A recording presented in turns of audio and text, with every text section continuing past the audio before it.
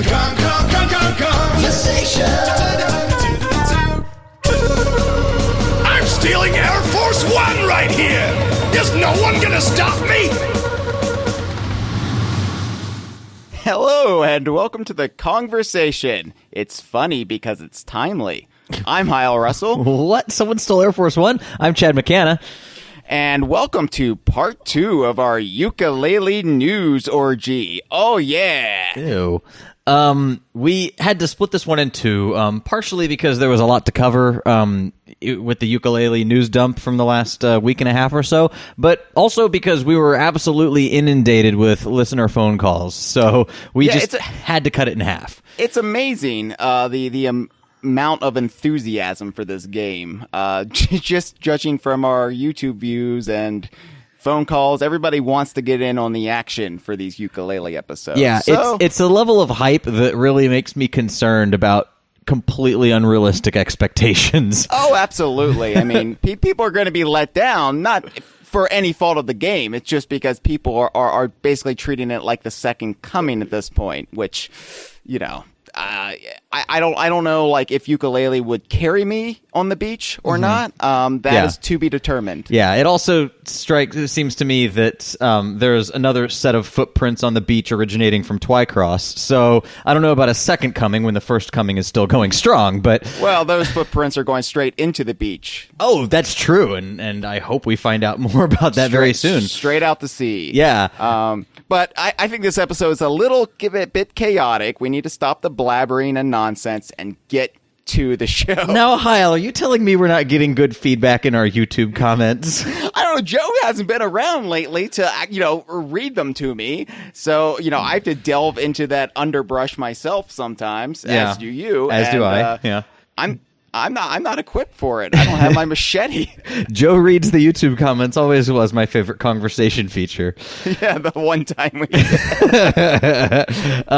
So, as we said, well, let's plow through some due diligence very quickly. We have a Patreon. Oh, yeah, we do. And now is the time to join because guess what's coming up? Not Christmas. Not Hanukkah. Oh, I was going to say Hanukkah next. No? Not Ramadan. Oh, damn. Well, actually, Ramadan might be coming up. Yeah, I think it could be. Like a month of fasting, yeah. Hey, it's E3! Oh, E3! right. E3, and this E3, Chad and I will once again be gracing the hallowed halls of the LA Convention Center. They're not going to be hallowed for long. People are going to be chucking all their promotional crap inside them. Yeah, that's right. And also all the various contagions and bacteria that one is, able to catch while in a convention. Yeah, fingers crossed for a Zika outbreak. Yeah, right. I'm sure there's going to be plenty of mosquitoes in the convention center. Yeah. It'll be the complete immersive experience for the Zika virus. Yeah, and the World Health Organization will still insist that E3 continue unabated. But yeah, we will be at E3 to bring you all of the rare, Platonic, and maybe Donkey Kong centric news at the show this year. And so we will be providing you the hookup, the lifeline to all of the news you actually care about. Assuming you listen to this show and you have a very, very small worldview like I do. Right. And you only care about those three things. That's implied, I think. If you're spending your time listening to a podcast called The Kongversation, you're essentially admitting that you're part of the niche. Yeah, that's true. But, welcome to the niche. Enjoy the quiche.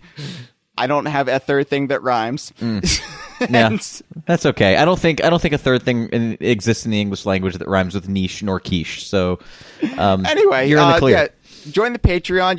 You can get we have some surprises for the patrons coming up. I can't say anything more, and you'll get surprises during E3 just for the patrons. Mm-hmm. And if you want to really go all in, you can join the inner circle, and we will be chatting with you via my phone on the show floor, giving you stuff as it happens. Yeah, it's like an advent calendar that lasts 3 days long. So a really shit advent calendar. To be fair, I mean, E3, it's kind of 4 days, because you got to count Microsoft Monday in there. Oh, that's true, yeah. Before the convention halls actually open, Microsoft has their big press conference. Yeah, but let's be honest, nothing happens on E3 Thursday. That's true. I mean, yeah, everybody's like E3 is Tuesday, Wednesday, and Thursday, but nobody gives a shit about Thursday. Everyone shows up drunk from the night before, drinking Bloody Marys or mimosas, and at about 11:30, the booths start coming down. Yeah, people leave halfway through that Thursday. It's just. So Chad and I will be getting out on Sunday, and stay tuned because I will be posting a E3 itinerary as it pertains to DK Vine sometime the next week or so. You might even call it an E3 itinerary if you were a fucking idiot. Good thing we're not fucking idiots here on the Kongversation. Sir. Yeah. I will be doing my bear hike this year. The Saturday before we fly out, I will be doing an early morning bear hike, which if I see a bear, it bodes well for E3. Right. It's like the world's most boring version of Groundhog Day. Except, the groundhog can maul you if you're not careful. That's true. Although I hear groundhogs themselves are pretty nasty creatures. That's true. Didn't one of them bite Bill Murray when they were filming the film? That is true, although he did try to drive it off a cliff, so to be fair, I don't think he was actually trying to murder the groundhog. I thought Bill Murray was very method. Oh, okay. Yeah. He turns it into he goes on a murderous rampage, depending on the film. Yeah, he locked himself into a time loop for what was it, like 1,000 years? Yeah. Something like that. I mean, he was an expert pianist by the end. That is true. So anyway, Patreon somehow support us. Oh yeah, whatever. Give us money. We also are on social media: YouTube, Facebook, Twitter, Instagram. No, not Instagram. Tumblr. Well, we have an Instagram page. It's just the one that's never updated. Right. Yeah, but yeah, support us, back us. No, not back us. Like us on Facebook. Follow us on Twitter. Tumble us on Tumblr. And every network has its own verb. Yeah, subscribe to us on YouTube. Right. And tell your friends about the Kongversation if you're looking forward to Yooka-Laylee, if you're looking forward to Sea of Thieves, if you're looking forward to nondescript generic future Donkey Kong game, then Kongversation is the place to be. That was a hilarious Nintendo Direct joke from 4 years ago. Oh, that's right. That was cribbing some of their vocab. Yeah. I can't wait to see what dad jokes they bring to the table this year for Zelda. You mean what's essentially going to be like an extended Let's Play for Zelda because it's their only thing they're showing all day, every day of E3. I hope it's the complete game. Like, I hope it's not just a demo. I hope they're just like, fuck it. Just go through the game. It's okay. Sorry, my Nintendo bias is showing. That's right. You need to check your rare and platonic privilege, sir. Hashtag not all giant gaming conglomerates. No, Nintendo's not like the other ones, man. They're real indie. They get the gamer. They do memes on the internet, like barrel rolls. Mm-hmm. I'm sorry. I like Nintendo. Like I don't want this perception that I hate Nintendo. I love it though. How it's this sort of emergent narrative that you just despise Nintendo. Okay, so I made a comment last episode, that I did not foresee Nintendo and Platonic working. Like somebody called in and said, "Wouldn't it be nice?" I think it was Brian Wilson. Yeah, right. Wouldn't it be nice if Nintendo and Platonic could sleep together? And I was like, I very much doubt that's a possibility. Just the culture at Nintendo has changed over the years, and they don't like really working with companies. And maybe I didn't stress this point. They don't like working with companies they don't necessarily studios they don't own outright. Yeah. And especially Western developers, they don't really have a relationship with. See, I don't have enough information to corroborate or refute what you're saying, so I'm going to steer clear of this whole thing. It wasn't so much anti-Nintendo, though. It's just a general observation over the last decade, and they've kind of cracked down on who they partner with, and gone are the days of Mario Pinball Land, where you just have all of these games made by these studios that would use their IPs in different ways, sometimes for good, sometimes for bad, but yeah, it's a lot more tighten leaches, at least from my perspective. I was going to say, is that a perception, or I don't know? I don't know. I've been doing this a long time. Yeah. Doing this since 1999. I feel like I don't know. You get stuck in Robert McNamara's fog of war a little bit. Yeah. My point is that was a deep reference though. It was, yeah. I'm very proud of that one. It was very. That was like a Sorkin-esque reference. Yeah. Good job. No. All right. So what's next? No, I just wanted to say I want the best for Nintendo. I never want people to think I am rooting for Nintendo to fail. I love Nintendo. I get disappointed with Nintendo.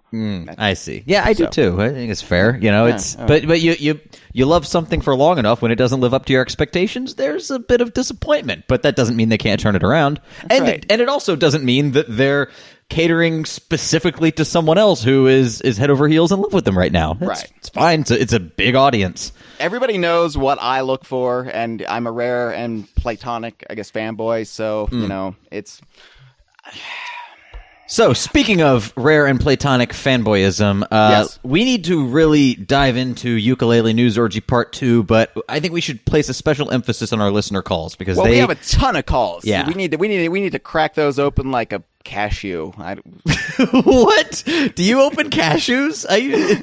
What kind of cashews are you purchasing? Do they sell shelled cashews in shells? I didn't know they came in. I assume they would because you eat the meat of the nut, but I've never seen a shelled cashew. That's actually a good question. Please call in. Oh, actually, I should get to some corrections I have real quick from last episode. Oh, sure. Because I have 3 of them. All wow. right. So last week we went on a bit of a tangent, which pleased the new listeners, no doubt, about news groups. And we made a joke about the X-Files news groups, you know, back in the early days. No one gives a shit about this correction. Back in the days of the World Wide Web. Well, Facebook reader, Kongversation listener, and now patron, Ian Taylor, chimed in and let me know that the old news groups continue in some form through Google. Google started Google Groups to, I don't know if they archive the old news groups, but they actually continue. And there is I provided a link for you here, Chad, in our show notes. Oh no, I've checked it out, and it's interesting because you'll see posts from like 1994, and then someone all of a sudden bumping the thread from 2 weeks ago. Yeah. I click this X-Files news group, alt.tv.xfiles, and I see a post. Mulder is cigarette smoking man's son, and then there's 4 exclamation marks. Spoilers. I'm sorry. Right. So anyway, yes, thank you, Ian Taylor, for letting us know that flame, that eternal flame, burns brightly to this day. Also, last week, a caller called in who we mangled their name. We called them JPuzz73. It was JRush73. Okay. So apologies, JRush73. Yeah. Finally, a lot of people slagged off on us that we did not get Karate Joe's joke. They made a joke, a pun on the nose, and it referred to Laylee's nose because she's a bat. She's got a big red nose, and we both as bats do. We both apparently yes, bats and clowns of the same same DNA strand, but we apparently completely missed it or something, and people were basically, you know, trying to throw us to the wolves for that. So apologies to Karate Joe. You are a master of karate and a master of jokes that are on the nose. So, So with that being said, we're terrible podcasters. Yes. So let's take more calls and create more corrections for the next time. We're gonna have to do a conversation mini. Oops, all corrections. All right. Hey, it's me, the Metch. Oh. Today I have a few questions about Yooka-Laylee. Let's hope I get through all of them. But first question. Do you guys think that Capital B is a parody of Michael Eisner from Disney? You know, like the executive who basically was a really terrible person and nobody liked him. I mean, like, that's what Grunt and I think for the most part. So the Microsoft connection does make sense too. Which brings up another question. Number 2. Would Platonic Games be the DreamWorks of the video game industry as? For those who don't know, Jeffrey Katzenberg was executive at Disney. Then he was fired. Then he, along with Steven Spielberg, formed DreamWorks Animation, and they hired a bunch of ex-Disney animation employees. Then after that, you know, they claimed Jeffrey Katzenberg never said that he hated Disney or he was on good terms with them and stuff. He said something like that.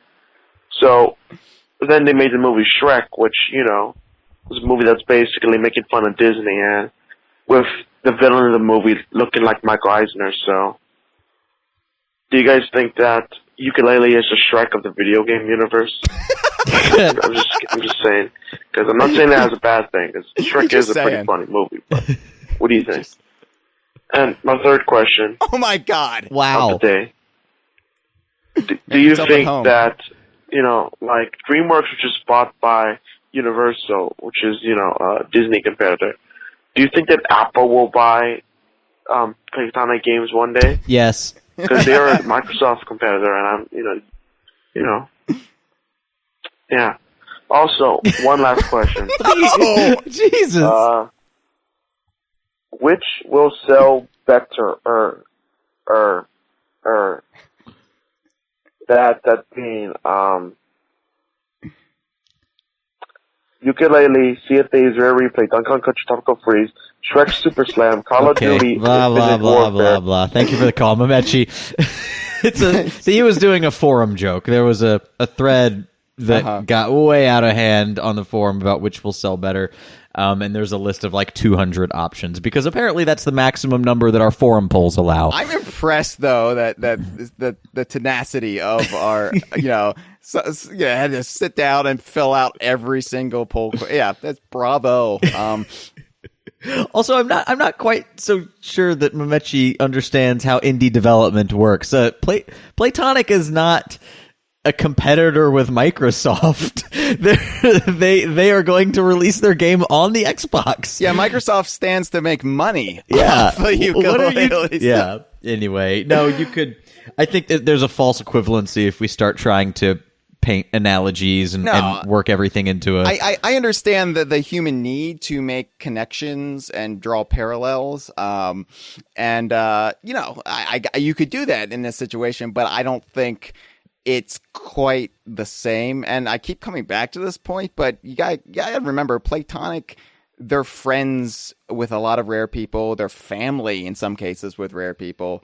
It's not as cut and dry as some people would like to make it be. So right. So So moving on from talking about how Playtonic and Rare are in fantastic terms, should we discuss how Yooka-Laylee begins in a wrecked pirate ship? Oh, so this didn't come up. I mean, we briefly touched upon this last week, but we did not belabor this point. I don't think that means anything. No, I don't know. It seems strange. Traditionally, bats are not associated with pirates nor pirate ships. But I think the bat ship crazy thing, I don't know. Pirate ships have always been a rare staple. So it's not just... It's not just taking a piss out of Sea of Thieves. I think there are cleaner connections to make than that one. If you were really looking to put up a beautiful mind, wall with push pins and string. I was being a little facetious there, but it is curious. No, I thought the same thing, but it would be like saying, well, it's strange that there's a jungle world. Yeah. Oh my God, they did that in Donkey Kong 64. Right. I mean. Rare and the people from Playtonic who came from Rare, they're known for a lot of specific archetypes that we know and love. So I'm not going to cry foul that Yooka and Laylee live on a pirate ship. It's fine. I mean, yeah. I will say it would have to be very tempting if they haven't noticed the connection to make some oblique reference in the dialogue, and I hope they take the higher road. But I'm sure they will. Look, it's not like the villains live on a pirate ship. It's true. The heroes live on a pirate ship. So. It's true. I don't know. Who knows where it's the bat ship crazy. So anyway, Mamechi, no, Yooka-Laylee is not the Shrek of the video game world. It's the Yooka-Laylee of the video game world. I think there were some Smash Brothers fans hoping that Shrek would be the Shrek of the video game world. Well, no, I don't think they were Smash Brothers fans so much as just internet anarchists. Are you telling me that you wouldn't like to see Goku's final smash? I'm sorry. I don't even care about Smash Brothers anymore. My level of give a damn about Smash Brothers has dropped to negative numbers. No, but it's like the presidential election cycle. It happens about every 4 years, but as soon as it happens, you have to start talking about the next one. Yeah, I guess that's true. When the news cycle starts up for Smash 5, will it suck me in again? I'm hoping I'll be a bigger man this time. You won't. Well, I mean, okay, but Smash 4 happened right before the Rare Renaissance started to kick off. We have a lot of stuff to draw our attention away now. So okay, that's fair. Let's take another call. Memechi, we didn't answer any of your questions. But thank you for all of them. Yo, Chad and Hyle, I have a thought about Yooka-Laylee, and I figure I get this to you now before you record the damn thing. It's Grunt, by the way, on the forum, Grunt. Puppet Master Extraordinaire. So I had this thought just now, but I think it would be cool if they did this. So Gruntilda's theme in Banjo-Kazooie was heavily inspired by the Teddy Bear's Picnic. But how cool would it be if Grant Kirkhope did a similar thing with Capital B's theme, who, by the way, that's such a great concept for a villain, but anyways, what if his theme was an evil rendition of Flight of the Bumblebee? I think that would be amazing. Alright, that's my little thought that I had, so, yeah. Make of that what you will. Grunt out! Do you think Grunt was the Joker? Do you remember the Joker that used to call in and troll Memechi?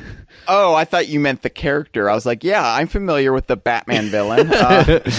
I'm aware of Mark Hamill. I remember, yeah, it was like a Mark Hamill, spot-on Mark Hamill impression. Yeah, I love Grunt's voice. He's so arch, which suits his puppetry. By the way, if you're on social media at all and you're tuned into Rare or Platonic, I'm sure you've seen Grunt's amazing puppets. Oh my god, he just cranks them out so fast too. It's unbelievable. Yeah, most recently he made a Capital B, which was, I think, the same day that character was unveiled. He had the puppet done. And it's like, how do you do that? Like, I feel I'm winded after I do a Facebook post. Yeah, you're just checking your pulse, hoping that your Fitbit picked it up. That would be, I think, I don't know. It would be a good assumption to make. I'm sure the thought has crossed Grant Kirkhope's mind. I can't really say anything about the creative process behind the music. Yeah. But, the only thing that I could think it might step on that is that, Dave Wise did a Flight of the Bumblebee sort of homage with Flight of the Zinger and DKC2. It was a loose homage. It was very loose. Much looser than the theme to Antarctica. Much looser than the Teddy Bear Picnic reference in the Gruntilda's Lair theme from Kazooie. Which, by the way, I never heard Teddy Bear's Picnic at all during my youth. So it's so strange. Yeah, I thought it was just like a UK thing, and that's why I didn't hear it. But apparently, it made its way to Texas. Yeah, I think there was. I think I heard about it in I heard it in an old Tiny Toons episode or something. I mean, there was. Okay. It was in the popular culture. Yeah, I mean, I'm not dismissing it is. Jerry Garcia even did a version of it. So when I eventually learned about it and heard about it, it was just like, whoa, one of those crystallizing moments where it's like when you're a kid and you don't get a dirty joke in something and you go back and watch it years later and you get the dirty joke, except this isn't a dirty joke. It's just about a teddy bear picnic. But it's still nice to know the reference and be a little bit more wiser. Or in this case, Kirkhope. There you go. All right, thank you for the call, Grunt. He doesn't call often, but I always like hearing from him. I'm always shocked how New York he sounds too. Like he's got that thick, like it's Long Island. I've met the man in person. Yeah, it's a cool accent. It makes you sound tough. Yeah, absolutely a tough man with his puppets. Those are some intimidating puppets. You haven't seen them in person. Oh my! How big are they? Okay, never mind. That's another. I would not want to meet his Baron von Ghoul in a dark alley. I'll say that much. At some point, we're gonna have to bring Grunt on the show. Just do a spotlight episode about his puppetry because he's a master. There's a lot of craftsmanship that goes into it, and I'm always like intensely curious about a creative pursuit that I know nothing about. Me too. Yeah, me too. So thanks, Grunt. Let's take another call. You want to take another? Oh man, we're plowing through these damn Let's things. Plow. Let's All plow, right. baby. I hope our next caller knows how to plow. Good day, lads. Crack 69 here. How's it cracking, eh? Look, I've been seeing things about Yooka-Laylee, and there's been a bit of a controversy regarding the Microsoft analogy, particularly by Chad, who doesn't seem to be a big fan of it. But anyway, it seems like there's a little bit of closed-mindedness, I reckon, in regards to this discussion, and I have a really good question to sum it all up. Blood diamonds. Why did Chad kill Buzz? Murderer! Buzz? Who's Buzz? Chad's a Buzz killer! Oh. Yeah. Stop yeah. ruining it, you ruiner! Yeah, so that's my question. It's not a See you, question. lads. Wait, was that a question? Let's take another call. No. No, Chad, did I kill a Buzz? I guess I haven't played Donkey Kong Country 3 in a few weeks, so... I haven't watched Home Alone. I don't know if Buzz is still there. Scraps your call. Woof. I can always count on you to make the Home Alone reference I want you to make if I set you up just enough. Yeah. Yeah, I don't know, Chad. Why are you killing the Buzz for this game, man? Why are you bringing everybody down? Yeah, why am I seeing what I perceive to be pretty obvious correlations and pointing them out, as is my wont? I'm a terrible human. As it was pointed out last episode, and Andy Robinson, writer for Yooka-Laylee, came forward and denied the allegations, and I believe him. So. Yeah, I mean, we're not going to call the man a liar. We're going to take him at his word. As I explained it last week, and Scraps didn't have the benefit of hearing that before his call. These are largely calls from a week ago, but yeah, I think we covered it in last week's episode. Honestly, but stop killing the Buzz, Chad. I apologize. I just hate the Buzz. Maybe we should actually get into some of the new news. Let's do it. The next caller can wait. Yes, they can wait. As we had Andy Robinson and Steve Mails on the show several weeks back, and they did reveal the toy box was coming, and that it was going to be a spoiler-free, kind of isolated sandbox experience. We didn't have a date for it then, but we do have a date for it now, and it's coming soon. It's coming in July. Very cool. Yeah. So I'm excited about that. I can't wait to get my hands, because it's one thing to talk about this game for over a year now. But to actually get a chance to play it just a little bit, get a taste of it, man, that's going to be fun. Now, I don't know if they specified the platform that it's coming on. I assume it's going to be PC, but I hope it's a PC Mac release for those of us that are on a Mac. I hadn't considered that, considering Yooka-Laylee is essentially for every platform sans mobile. Right. I'm not really sure how they would deliver that, especially since I think PC, maybe Mac, but definitely PC. Yeah. I mean, as far as I know, the Unity engine allows you to export pretty cleanly, at least to Mac, PC, Linux, and then you have to worry about hardware considerations, much more strenuously once you get to the consoles, as far as I know. But most games, I would assume the toy box would be the same, allow you to take a USB controller and configure it so you could effectively play it like a console game, right? And we even see in the Edge article that we're about to discuss, there are pictures of the studio itself, and Steve Mails working on some of the game. There's a picture of Chris Sutherland in there, and they're almost invariably, their desk has an Xbox controller on it. So I'm pretty sure they're using game controllers to test and develop the game, despite the fact that they're using computers to make it. Right. Which, I'll plug in an Xbox. Despite the fact that I went in on the Wii U version, I will definitely play the toy box with my Xbox controller. Yeah, but of course, all that we don't know what it's coming out on. Maybe they'll release like a downloadable demo for everything. We have no way of knowing. That would be cool. Yeah. I do, however, want to stream some of my first experiences playing the toy box, just to kind of capture that little nugget of I think we'll probably zero in on it at E3, the game, and get some hands-on time with it. Oh, I hope so. Yeah. Yeah, even if we have to stand in a line, I don't. aside from that, getting to play something in the comfort of your own home is a very different experience, and you can really examine it and actually hear the audio of it, which is sometimes difficult at E3. I get performance anxiety when I'm playing in front of other people. And I think it would be fine twitching it or whatever, but yeah, when I'm standing in a noisy convention center and there's people all around me, and it was like playing Grab by the Ghoulies last year on Rare Replay. I just knew I was being mocked behind my back by the dude bros.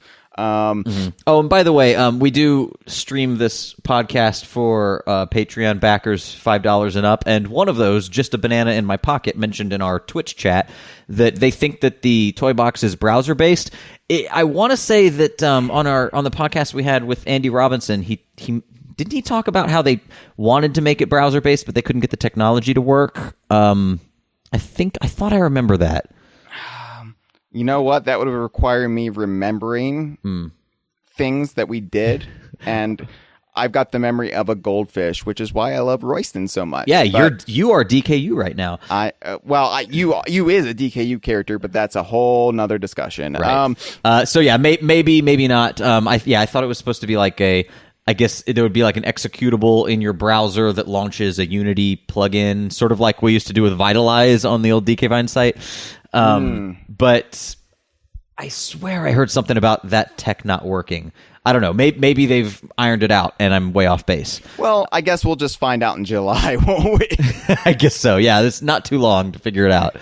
Yeah, it's exciting, man. Wow. Yeah, and as it was discussed previously, it's going to be spoiler free, so it's basically a sandbox world to get a handle on the mechanics, which that's pretty exciting. It seems like it controls very tightly, and some of the stuff they talked about in the Edge article, I was kind of deeply interested in. I think it was Chris Sutherland who was going into how the animation cycles differ depending on whether you're moving during a roll, or he was talking about the move to go into a roll animation, and if you're moving, it plays a different animation versus if you're doing it from a standstill, and sometimes they always defer to the movement of the character and kind of the level of control that you feel like you have before they worry about the animation, because I think it's the sort of thing where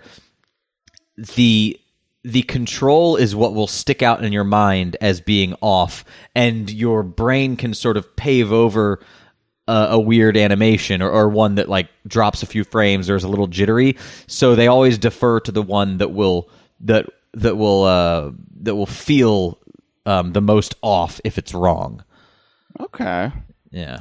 It was a really interesting way of breaking it down. I want to just like have Chris Sutherland as like a I want him in residence on the Kongversation, because when we talked to him, God, was it last year? It was last March. Yeah. It was when it was Project Yooka-Laylee, when we didn't know the game was called Yooka-Laylee. Just absolute nicest guy in the world. But he was telling us then about developing the grip grab in Banjo-Tooie, and I still think of that as I play Banjo-Tooie. That was one of the most interesting like dev details. I feel like he's got to be full of them after the career that he's had. We'll keep him on a leash in our basement. We'll give him a bowl of water, and then he could give us these bon mots every time we feel like we need to know something. I'm sure he would be open to that. It's a sweet gig. I mean, a bowl of water, people would kill for that. Yeah.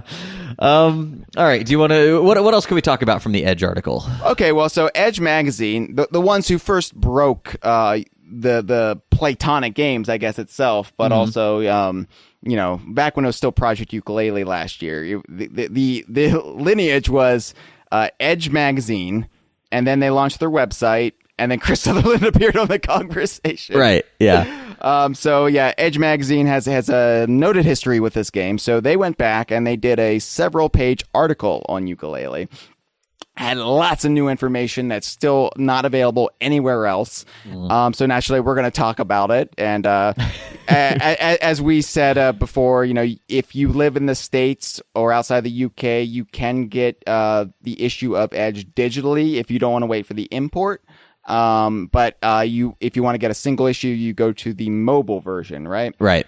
and it's I think it's $5. Yeah, something like that. There are scans and other illicit versions floating around the internet. We're not going to promote that, but we're not going to, who are we to tell you how to live your life? There's also an interesting article in that issue, if you're a fan of Elder Scrolls, about procedural generation in Morrowind. So I just flipped a few pages past the Yooka-Laylee article, and I was like, oh, this is neat. I have played a Skyrim. So, yeah, that was pretty cool, too. So, yeah, Edge is a neat magazine. No, it's a great magazine. It's just one of the few video game magazines that doesn't make me want to pull out my hair. So... And those are few and far between. Well, just gaming magazines in general. Most of the ones I loathed have gone under in the last several years. Yeah. So you outlived them all. So anyway, So some of the Edge magazine reveals. Well, we already talked about this first thing in our show notes. You start an erect pirate ship. It's the Spiral Mountain in this game, right? And it's batshit crazy. We've gone over this last week. This week, no need to dwell on that. Well, I was thinking about, I had criticized the name Batship Crazy previously, saying like, why it's would a little you... on the nose, right? Why would you end the name of it in an adjective? But then I was thinking, no, perhaps the Batship is like the USS, and Crazy is the Enterprise portion. So the vessel is called the Crazy, and it's a Batship class. Well, maybe I'm overthinking it, but that would make more sense. I'm glad you found peace with it after tying it back to Star Trek. Yeah. Speaking of, in the digital version, they did have a screenshot of the Batship Crazy. It looks like there's a cutout of a bat, or some. I assume it's a bat. It's big and purple. And this game, instead of a sail, instead of a mast, there's like bat ears. And the ship itself is colored like Yooka, green with red spots. Do you think maybe it's like just a time displaced transformation of theirs? Like at the end of the game, they'll turn into the Batship Crazy. Oh, so like Lost Season 5, somebody has dislodged the frozen donkey wheel. Yes, exactly. Yeah. Okay, sure. Let's go with that. That's my theory for the end of the game. I like that they customized the pirate ship. It's not just them living in a pirate ship. I think they've redubbed it the Batship Crazy. It was a pirate ship that they've taken over and they made it their home. There's Christmas lights up there too. So fairy lights. Fairy lights. Yes, when it's not Christmas time, they're fairy lights. Apologies. Anyway, so yeah, I like the Batship Crazy. It's can be one of those iconic DKU locales like Donkey Kong's Tree House and Banjo's and Kazooie's house. So First World is called Tribal Stack Tropics, and it's the one that has the unobtainium infused floating islands. Yeah, it's the world we've seen the most of in screenshots and various video builds. I think last E3 they had a version of it that they were showing to journalists. Yeah, well, that was kind of their jungle demo, and it seems like I think that was the basis for what's become Tribal Stack Tropics. Yeah. But it's definitely come a long way from that. In the Edge article, in the digital version, there's a video that's provided along with some additional screenshots that show some new things. But the video, there's no new video of the game. It's just the old E3 demo. So you look at that side by side with these brand new screenshots, and it's stark. Yeah. I mean, it's so fucking gorgeous. And I don't know. It's old hat at this point. Whenever a rare game comes out, and I'm including Platonic in this now, it's going to look absolutely gorgeous and just blow your mind. And so Yooka-Laylee is no exception. But the game has come so far since last year. It's just staggering. There was something interesting when they were describing this world in the Edge article. They mentioned the editor or the writer of the article, I don't think this was a quote, said that you'll be able to scale those mountains in the distance. And it got me thinking. I mean, it seems like a very vertically oriented world, and of course there will be winding paths, and we've seen rope bridges and that sort of thing scattered around from just the screenshots that we've seseen recently. But scaling, do you think that you'll actually be able to climb walls vertically like a well, I know it's a chameleon, but like a gecko? I I guess it's possible. It seems like a very species or at least, genus or family oriented skill. And they said that they really want to do that for both Yooka and Laylee. Yeah, and that would be, I guess, a first for these team members. Because you look back at things like Banjo and Conker, they didn't really have species-oriented moves, so much. It's basically Banjo was just a guy who looked like a bear. No, but it's called the claw swipe, Hyle. Oh yeah, okay. People don't have claws. Yeah. Oh, that's true. Okay, you got me. The Kongs never really had ape-specific moves or monkey-specific moves.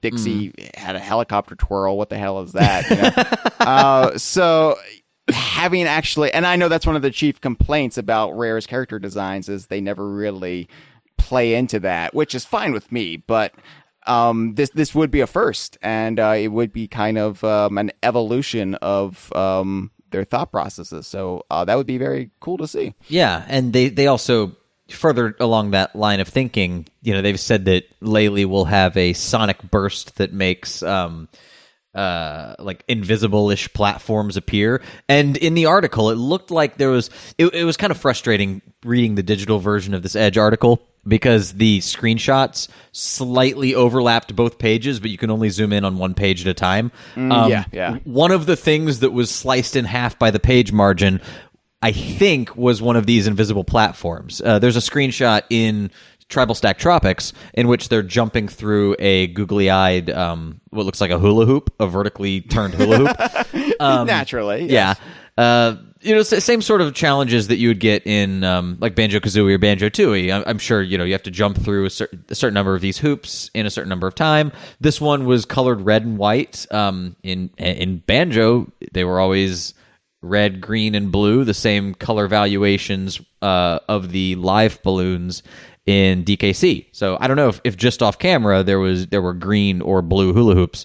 But anyway, in that screenshot, it looked like there was a shimmering, invisible, like the creature from James Cameron's The Abyss, a platform made out of that. So I think that might be one of Laylee's sonic platforms. That's really cool. Yeah.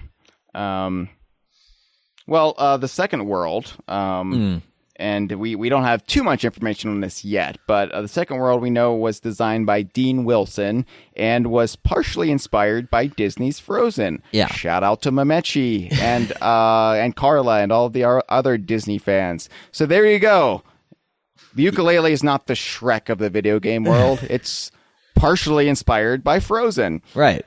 I think that this world looks absolutely gorgeous. What we've seen in the screenshots anyway. I think as long ago as maybe the Kickstarter, there was concept art of that one kind of gnarled tree that we noticed has shown up in several pieces of concept art, but always in different archetypes. And we were theorizing that perhaps that tree is a central point in the world, or maybe maybe every world has that as some kind of through line somehow. But anyway, the world has come a long way since those early concept art days. Oh yeah. There was the anecdote that Dean Wilson just was playing with lighting and put an orange spotlight or point light just dotted around the landscape, and it looks gorgeous. It looks like the sun's rising and just painting everything with this reddish hue. Yeah, there's a couple ways to do a frozen snow level. You can either make it gray and drab and bleak, which I think is what most people would often go for, or you could just go completely almost surreal with the lighting effects and just make it straight out of some sort of abstract painting. And I really like the direction they took with this. It still looks like super realistic, but also just that heightened sense of realism, that idealistic kind of, wouldn't it be cool to be in a place like this? Yeah, it's like the elements that make up the world, like the ice looks super realistic, but with the ice, they've constructed some kind of fantastical architectural feats. Yeah. And, we just last episode, we were talking about mashing up different archetypes. And so this is, definitely it's a snow level, but it's almost like a Disney snow level, which I don't think we've ever gotten in a Rare game before. So yeah, because you got the castle, you got the fantasy elements. Hang on. Wasn't there a castle in Crystal Caves in DK64 that barely counts? That housed an overly familiar tomato, a ghostly frozen tomato. Yeah. Yeah. Oh, hey, Lanky. Oh, hey, that nose of Lanky Kong. Yeah. No, that game wasn't a mess at all. We're so hard on it now. I feel bad. One of these days, Donkey Kong 64 is just going to track us down and murder us. Yeah, the game will gain sentience, and that will be its mission. I mean, we'll be able to outrun it because it'll, lose its expansion pack and crash, but yeah, I'll just lead a trail of blue bananas down one path and go down the other. It'll get lost down a dark corridor with swinging lights, and we'll never find it. There is a screenshot in the digital version of this snow level that not only does it introduce a mindless idiot who asks for your help, but it also shows off the game's the in-game dialogue, and we know gibberish speak is back. Yes. Yeah, I guess that's the official term. That's what they're dubbing it. That's what Sutherland and crew are dubbing it. Yes. Okay. And I think they aren't agreeing on whether it's gibberish or gibberish, but the American is gibberish, right? Right. So yeah, I'm gonna call it gibberish. Yeah, me too. I don't want to retrain my brain. I've gone through this gamut with Studio Ghibli versus Studio Ghibli, and I've heard that Ghibli is correct, but I refuse to think of giblets every time I reference Spirited Away. It's GIF and GIF all over again. Yeah, but that one is objectively wrong. I don't care what the man says. Graphic interchange format. But GIF. Yeah. GIF. It's like peanut butter, man. Yeah, choosy moms choose to get their acronyms wrong. So it should be pointed out that in the in-game dialogue, you have very Banjo-esque talking heads, and these are actually custom sprites they made. So every character who talks gets a custom sprite. Mm-hmm. Which is very old school. I like how old school it is and completely unnecessary, but it just adds that little level of charm that takes you back. Yeah, the only reason that I think it might be, it's a strange way to go, is that it won't scale to 4K very well. It's sort of, anytime you use sprites, well, it's you would have said the same thing in the year 2000 about standard definition television. Who cares about 1080p? If you have an opportunity to make something vector based to future proof your game, maybe. Although I don't know, it'll be nice to see the lower frame rate. I mean, it'll be great. I'm just thinking way down the line, it might date the game a little bit. No, I get your point, but. I'm living in a now, baby, and right now, it's a cool throwback, and it's cool. Yeah. And it's cool to have that different character art. Like every character will get that second little bit of sprite-based artwork, so it's cool to see. Right. Something that I've really noticed about Banjo-Tooie is I've been replaying that for my Twitch streams. Oh, by the way, correction. Cheap plug. Yeah, cheap plug. Sundays at 10:30 Eastern Time. I did on my last one actually. I misattributed the creation of this frozen Yooka-Laylee world to Steve Mayles.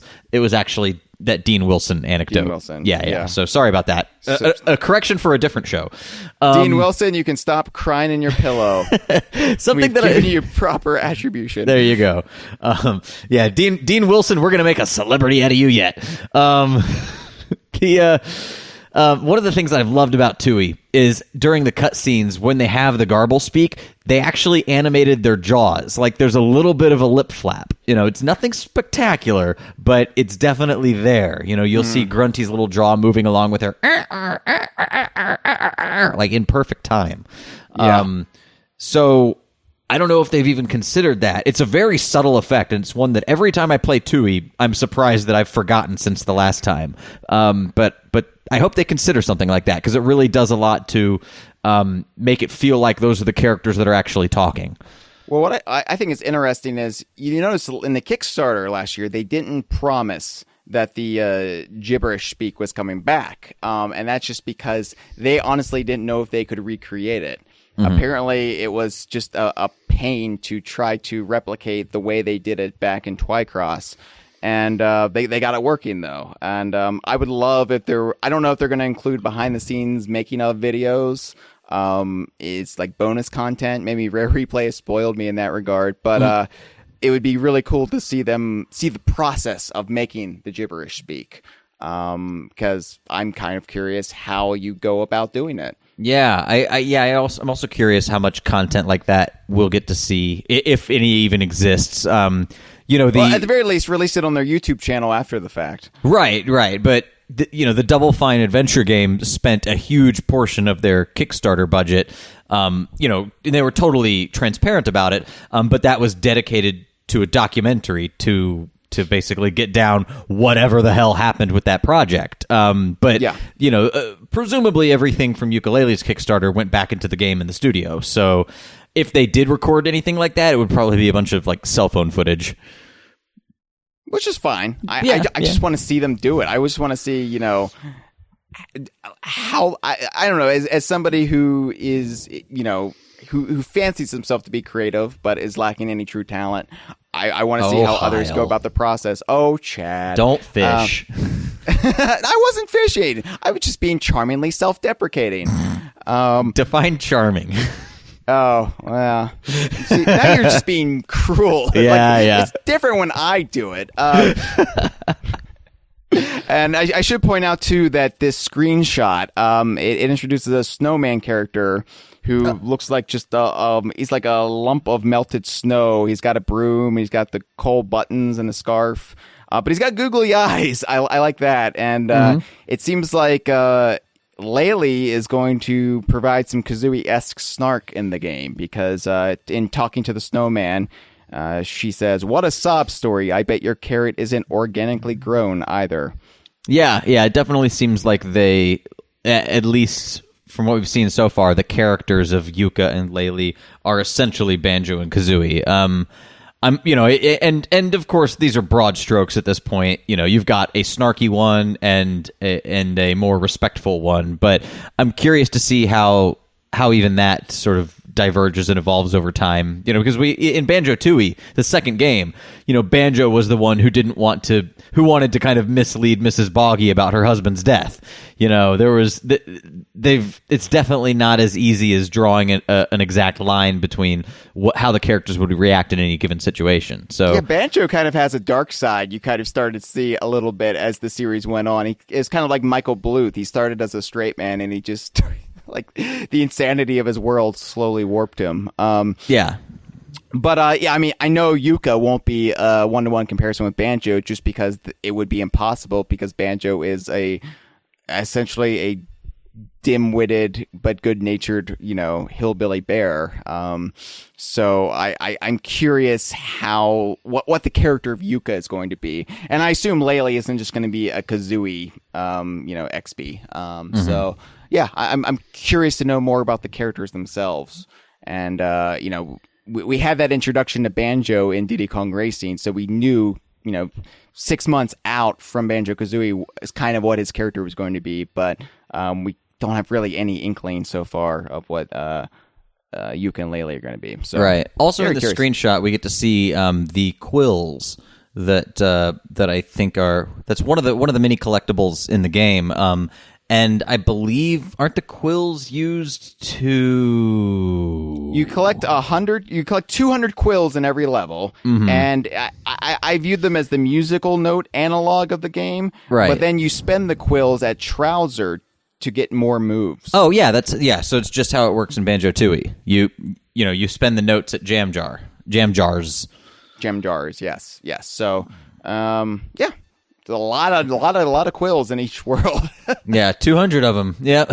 Which, so to be fair, I mean, 300 fewer things to collect than DK64. In that's fairness. True. That's true. I know you playing like Tooie. I don't know if you noticed this, but like they put a lot of the notes together, but that had a downside too.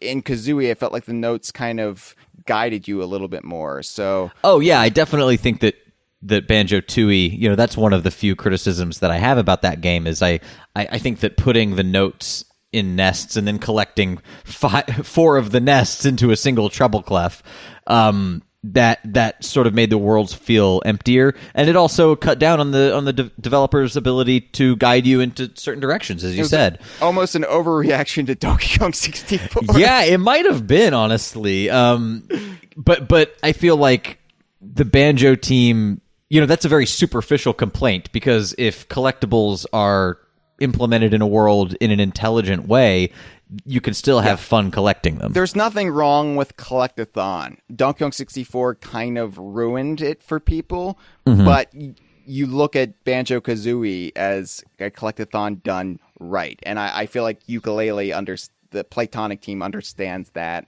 They're not going to go down that route of ruining Collectathons for another 2 generations. Yeah. Let's take another call. Yeah, it's been a while. Let's see what the old audience has to say. Most of them are much younger than us. Hey, Mr. and Mrs. DK Vine, this is MF Wolf. Mitchell! Just wanted to put in my 2 cents on the Yooka-Laylee update. I'm pretty much in favor of all the new character designs. They look pretty great, especially Capital B. He looks like a new winner for me. As for the Microsoft analogy, you guys have probably already talked about it. I don't really have anything else to add that could be of value. Nor do I about Royston, who I've come to terms with the fact is Royston. Yeah! What I really wanted to touch on briefly, if not just for a moment, Vendy the vending machine, where you get the tonics, the play tonics. She's the best character, I think. I don't really have anything to, I don't really have any evidence for this, but I'm pretty sure she might just be the best character. Everyone needs a good old sentient vending machine in their life. Okay, talk to you guys later. See you at E3. Bye. See you at E3. Yeah, we met Mitchell at E3 last year, and I'm sure we'll see him again in 2 weeks. Mr. High Roller can afford to go to E3 whenever he pleases. Well, doesn't he live in San Diego or something? It's still a drive up. I mean, yeah. Not much of a drive, but still. Somehow, Mr. High Roller also made it to Comic-Con. Somehow he affords a full tank of gas to drive up to LA. Thank you for the call, Mitchell. Yeah, I like Vendy as well, and I'm kind of wondering if, much like no. Okay, sorry. I'm sorry. It's one of those quintessential shit rare names. I just love it so much. Vendy the vending machine. It's right. Like Mr. Pants or Captain Bones. It just sucks, and it's hilarious because it's supposed to suck. But I think that it might actually be a little more clever than that, though. Oh, explain. Yeah, well, much like maybe this joke is too on the nose for me, and I'm not getting it again. I think much like Kartos was a German just so they could make the mine cart joke. I'm thinking that Vendy might be like an accented play on the name Wendy, and perhaps she's got like a Zsa Zsa Gabor thing going. Perhaps, because she's got that bandana tying up her hair. It's a very like classic Hollywood look. Eastern European. Yeah, or that. Yeah. So I think that there's I think there may be some of that imbued into her character that we don't know, but I almost hope not, because it's funnier to me if it's just a shit name. Could be. And I'm not. That's not a criticism of Playtonic. I genuinely love that kind of cheekiness that they just toss off those names sometimes. Oh, yeah. Like Captain Bones, the name was one of our favorite things about that character. Yeah. And just Mr. Pants, again, like, if you really think about it, it's just such a lazy shit name that Lee Loveday came up with. But even that is a slight pun, because in England, calling something pants means you're basically calling it crap. So right. So the name itself was crap, but yeah, it was referencing that. Yes, I understand that, but still. Yeah, but still. Yeah. No. What? Anything you have to say about Vendy besides it being a shit name? No, I already told you my piece about Vendy. No. But the where you get the Playton, like the point of the character. Well, I'm curious actually. It does bring up a broader point. Most of the characters that we've been formally introduced to seem like they're the sort that would either only exist in the overworld or that might appear inside multiple worlds, a la Mumbo Jumbo or Humba. Yeah. Everyone seems to have a set utility so far. But gradually in the screenshots, we are being introduced to a few more of what look like the ancillary characters, like this snowman that doesn't organically grow his noses, and this weird what looks like a big-breasted cloud. The really erotic picture with the cloud. Yeah. Yeah. Some people drew comparisons with that to like George and Mildred Ice Cube of Tooie fame. I'm not seeing it. Yeah. This is another phase in George and Mildred's life when they've converted to a gaseous state. There you go. It's DKU multiple times over. No, I don't know. The smile is kind of disconcerting on this cloud, but I like that it's not just...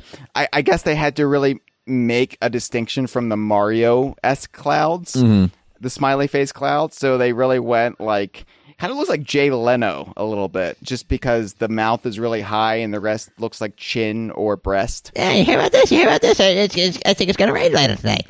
I love the lighting, by the way, on this cloud. Yeah. It's cool that, it's sort of the inverse shading that you would expect on any other object, because toward the edges of a cloud, it becomes more and more transparent, so light shines through. And only in the middle do you have these really dark shapes. I mean, they definitely did their research to make it look like a cloud that stands out from every other object in the environment. Yeah. And I just love the googly eyes, how much definition they have. It's just not, they didn't skimp on the shading of the googly eyes. They could have just been lazy and just have the big white blobs on the different characters. But all the googly eyes feel like actual objects in game. And I like the cloud character. I'm making a stand. Yeah. Last week we declared Yooka-Laylee DKU. This week we're going on record saying we like the cloud character. I hope the cloud character has a real shit name too, like Cloudy the Cloud or Mr. Cloud. Cloud. I was gonna say Cloudy might be a little too much. I think Mr. Cloud or Sir Cloud. Let's take another call. Oh, okay. All right. Hello, Chad and Hyle. I'm known as Banjo-Kazooie 2000 on the DK Vine forum. I'm doing a resubmission of my call because the last time I did it got cut off. So, I'm just going to go right up front and say this. I have two things planned in mind for this quick call. So, first things first. We all think that the goldfish inside Dr. Puzz's fishbowl helmet is Royston from Banjo-Kazooie. Has also appeared in Grab It Ghoulies, Viva Pinata, and Banjo-Tooie. Nuts and bolts as well. So, yep. Beyond that, the reason why I believe that Royston makes this game, makes Yooka-Laylee DKU, is because the simple fact that, it looks like him, and that's the immediate thought. Well, because it looks like Royston, it has to be DKU. And that was the assumption with Viva Pinata. But what I believe also is Ed Bryan did the original design for Royston, and he also does the design for Dr. Puzz.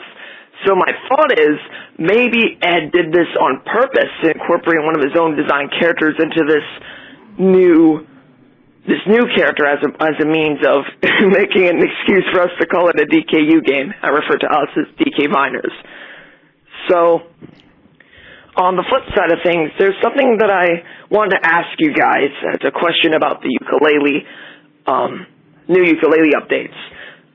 Based on what you're seeing right now, what would you like to see that has also stuff that's either been in other DKU games or stuff that you would, like to see from a canceled DKU game? Like, maybe even that sequel. Conquest Bad Fur Day sequel wasn't done by the same team. Never mind that. So what I'm talking about is maybe like a canceled idea for one of the Banjo-Kazooie games, like a mode or a arcade game from that being incorporated in, or maybe lines of dialogue that were cut for certain reasons, things like that. Maybe even mechanics that weren't used in the DKC games, because there's a lot of stuff in those games that they had to cut out. So that's all I wanted to ask, and thank you for taking this call and listening to me ramble nervously. And this is my first time calling the hotline, so have a good night, fellas, and all we can do is wait until E3 or another trailer for more Yooka-Laylee goodness. So, can't wait to discuss all that in the forum, and E3 is only a few weeks away. Woohoo! So, thanks for taking my call, and I'll be sure to call back as more news develops. Adios, fellows. Thank you so much for calling Banjo-Kazooie 2000. Yes, there's no reason to be nervous. Seriously, we're just little kittens, and we don't scratch. Sometimes we're judgmental little kittens. We are, but mostly with just long-time callers like Mamechi and Scraps. We just give them shit. First-time callers, we try to be nice to. Yeah. You need to call us at least 150 more times before we start to turn on you. Every week. Hey guys, it's me. The Metch. Metch out. But no, thank you for the call. And yeah, we hypothesized, and there's no way of knowing, and it might be self-aggrandizing to even assume that Ed Bryan put this goldfish in Dr. Puzz's helmet fishbowl thing for our sake, or to get us to, I don't know, talk about Yooka-Laylee more? I don't know.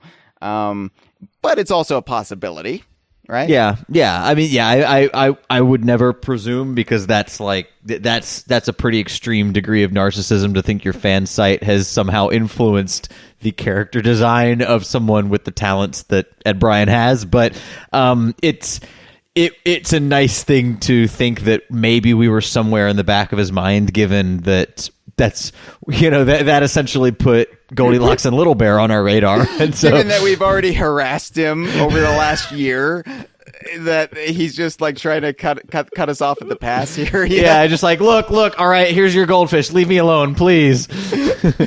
Let the baby have his bottle. As he pours Bailey's Irish cream on his cereal just every morning, knowing he has to deal with DK Vine.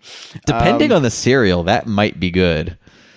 What cereal do you think would work with it? Like Cinnamon Toast Crunch, something very sugary to counteract the liqueur. I think that would lead to a massive hangover, though. Sugar and alcohol do not mix. Sure. As I learned when you made me the McCanna Mad Hatter when we lived in Los Angeles together. Yeah. Speaking of narcissism and naming, I did not name the McCanna Mad Hatter, but it's a pretty delicious drink, if I do say so myself. It's awful. It tastes like toothpaste and it makes you sick. It was described to me as an Andes mint that kicks you in the face. So, yeah. It's like falling off the Andes Mountains, yeah. The next morning it is, yeah. Oh my God, I never threw up that much in the shower before. How often do you throw up in the shower? That's the first and only time. Oh, God. Okay. It seemed like it was a matter of degrees. Anyway, so yeah, Ed Bryan possibly had us in his mind when he designed this. Nonetheless, we're grateful for it all the same. So it's not like it matters one way or another. We got what we wanted. Yeah. Are there any things from canceled games or canceled elements from games that you would like to see in this one? Not in this one so much. I think it's the potential for future Playtonic games making good on some things we desperately wanted that excite me. I would love to see a Playtonic racing game that utilizes the concepts that Donkey Kong Racing introduced. Yeah, like the animal husbandry and that sort of informs how powerful or fast your like the different attributes of your steed. Yeah, I think that's just an ingenious concept for a racing game. It's a great evolution to the kart racer, and the fact that it was promised to us, not promised, but it was teased to us back in 2001. No, it was promised. I have a GameCube box that promised it to me. Hey, my GameCube box also promised me that my garden was a portal to another world, and never made good on that promise. Yeah, maybe you open it and become a warrior, or maybe you open it and start scratching your head over the copy on the back of your GameCube box. So yeah, I would love to see Playtonic as their second game be something that makes good on Donkey Kong Racing, because I think that would just be not only a real treat for longtime Rare fans, but it would also, I think, really wow people. And much to your fears that Yooka-Laylee is just treating too much on nostalgia, I think it would be a nice balance of nostalgia, but also propelling a genre forward. So. Yeah. The only thing, I mean, in keeping with your point, I probably wouldn't want to see too much stuff that made the jump over here that we already knew about anyway. I was thinking back to like one of the early Banjo builds that we saw in one of the Rare Revealed videos, where Banjo had this kind of like somersault move where he like did a handstand and sprung out of that. That might be, depending on how it's implemented, that might look like a cool move. But it seems like Yuka's already got a standard issue like twirl attack using his tail. So I don't know, maybe not. But I'm just trying to think of stuff that wouldn't lean too heavily on like established imagery, because I really am keen to see Yooka-Laylee do its own thing. I mean, I want lots of penises in the game. I mean, Rare doesn't have a copyright on penis jokes, so, I want large dongs just I don't know. Microsoft might have some very good lawyers. Yeah. Okay. Well, Excuse me, sir. This part of the human genitalia is clearly a Rare intellectual property. Yeah. No, I mean, we already have Trouser the Snake, so let's just sneak some dongs in mountains, and then I'll be a happy camper. Did you hear that? I swear it's a true story. I don't think it's like one of those pieces of internet apocrypha. But when Nintendo was developing that chat protocol for the DS, was it PictoChat? They actually had a dedicated team of engineers in Japan that programmed penis recognition technology. Like they did that for months on end, trying to detect when people have drawn cocks. I hope that's on somebody's resume. Yeah, we need to get on the on the Japanese LinkedIn and really go to town. Do they still have that technology though? Like, if I draw a penis in Miiverse, what would be the response time on that? I don't know. Miiverse tends to be pretty thoroughly moderated, so chances are someone would rat on you and then they'd get you. But you could get a penis through; they would just lop it off before it does too much damage. Mm-hmm. Yeah, they would effectively turn your Miiverse account into Theon Greyjoy. Game of Thrones reference. I would have also accepted a John Wayne Bobbitt reference. If, you want to go old school with it. I'm trying to. I don't know that John Wayne Bobbitt would play in the UK, and I know we have something of a global audience for these episodes. So I'm thinking of the people, Hyle. Okay, so we'll just split the difference. We'll do Game of Thrones and John Wayne Bobbitt. We're reaching everybody. There you go. All right. Do you want to take another call? Do we have another call, or should we have 3 more calls? Okay, let's take another call and then get back to some Edge magazine. Mm-hmm. Hey, it's me, Matt. Right, so I called a bit earlier, and the message was just sort of really long and rambly. So what I'm going to do is attempt to make the same point again, but quicker. Because if nothing else, I want to make the world a quicker place to live in. Explaining this, right, you're making it longer. I was reading the comments on the DK Vine forum about the story for Yooka-Laylee. I'm enjoying them, because we all enjoy the DK Vine forum, don't we?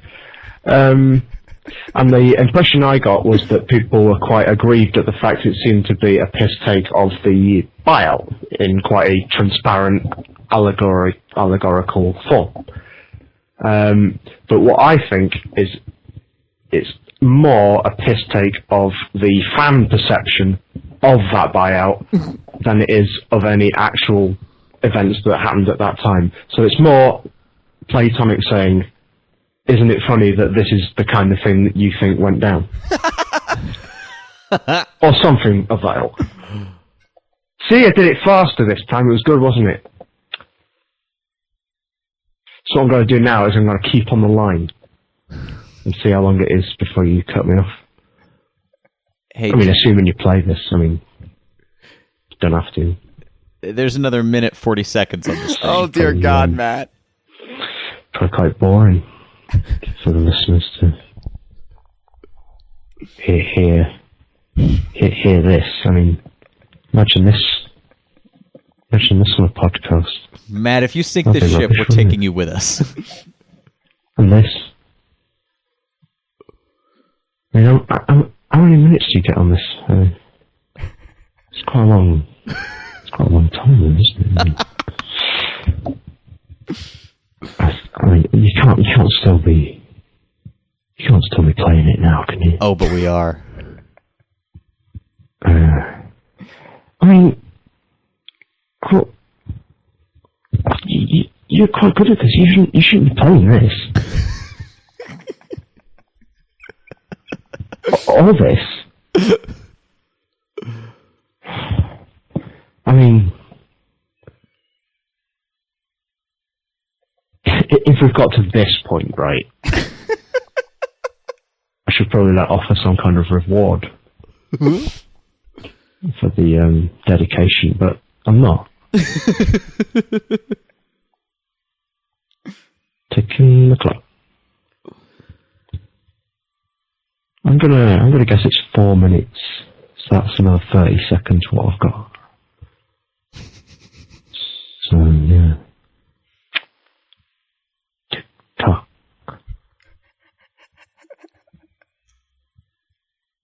Oh, thank God, the call's done. It's actually a very, very able simulation of what it's like to podcast with Matt. Yeah.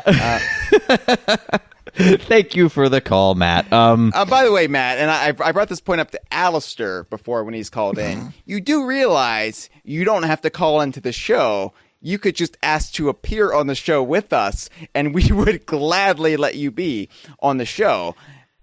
You don't have to call the DK Vine hotline. You've got the inside access.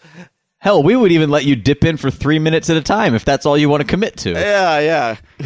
Maybe even 4 minutes. We'd give you an extra minute, Matt. Thanks for the call, buddy. I don't think that it's.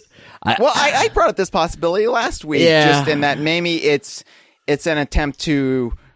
I feel like this is the main point of conversation most people want to talk about, by the way, is the plot. Like, they've got something with this plot, what good or bad, well-intentioned or evil, they've got people's attention with this plot. And I feel like... At least DK Vine-oriented people that look into this stuff. We be people, too. And I feel like, I don't know, I feel like people... This is the first DKU game that the plot people are obsessing over almost as much as I do. Every plot that comes along, so it's kind of cool to see. Yeah, I wish that it was cool to see in a cleaner way. That I didn't still have residual feelings of discomfort about it. But maybe Matt is right. Maybe this is an attempt to educate the masses.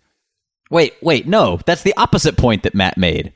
No. Matt's point was that maybe this is them, basically giving the public what it thinks happened. That's the opposing of educating people. No. Matt was saying it was a piss take. Like, what if it's But how could you possibly know that looking at it? All you're going to think is that it's reinforcing your preconceived notions.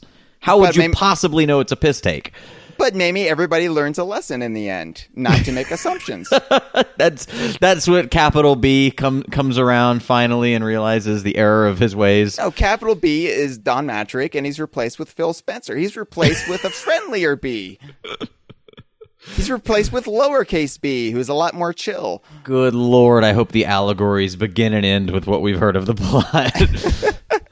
No, I again, it must be stressed. Andy Robinson has said it was not intentional. So any discomfort we have with the plot, it's right now there's no indication that it is actually there. We're reading way too much into it.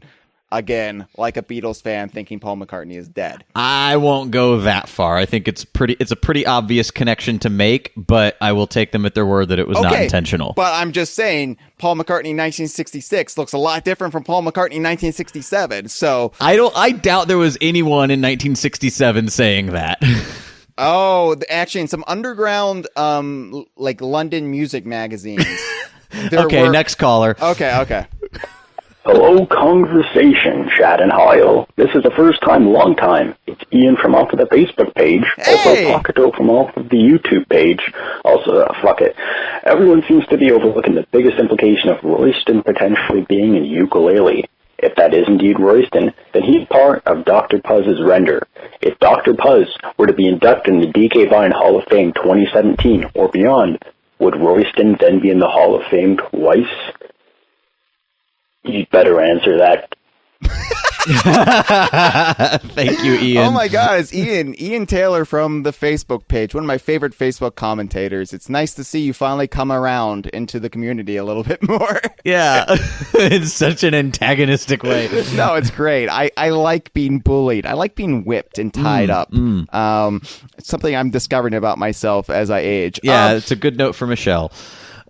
So anyway, well, thanks for the call, Ian. No, Royston would not be inducted twice. Just because Royston might make his home within Dr. Puzz's headspace, it does not mean Royston is a character with Dr. Puzz. Right. I mean, had Banjo and Kazooie never split up in the sequel, we would still consider them separate characters. Oh, that's right. Yeah, that's a good point. It's essentially a Banjo-Kazooie type situation. So, if Dr. Puzz does get in to the DK Vine Hall of Fame, Royston is welcome to attend her induction ceremony, but he's not getting a second award. No. Right. Yeah, and in fact, I'm sure we would Photoshop Royston out of the the image of Dr. Puzz for the purposes of induction. Or we would just Photoshop Royston in his tux, in her helmet, holding his trophy. That's right, because everyone gets a tuxedo when they're inducted into the DK Vine Hall of Fame. I was almost going to do a spoiler for this year. I had to catch myself there. Yeah, it's going to be like, it's going to be some interesting tuxes this year. They always are. My favorite one is Ryan Stiles, because it was actually a real picture of him it wasn't a real picture of him in a tux. It was just him badly photoshopped. Yeah, we know who that was wearing the tux. Oh yeah, do we? Yes. Oh, we do. It might have been a caller on this very episode. That's true. Yeah. Mamechi, you look good in a tux, but Ryan Stiles wore it better. All right. What else can we talk about this game before we take our final call? All right. Well, real quick. We understand a little bit of the game mechanics and the ghost writers, who are the ginger-like characters in the game. We talked about this a little bit last week, but they have different mechanics when you find them. One hides from you, one attacks you, and one requires a chase.